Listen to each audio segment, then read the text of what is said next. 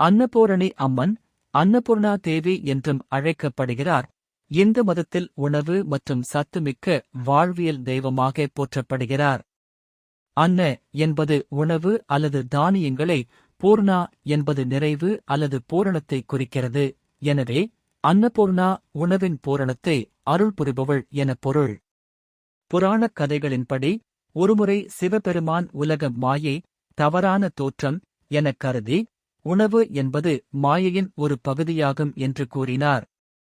இதனால் பார்வதி தேவிக்கு அதிருப்தி ஏற்பட்டது மற்றும் உணவின் முக்கியத்துவத்தை உணர்த்துவதற்காக அவர் காசி, வாரணாசி நகரத்தில் அன்னபூர்ணா தேவியாக தோன்றினார்.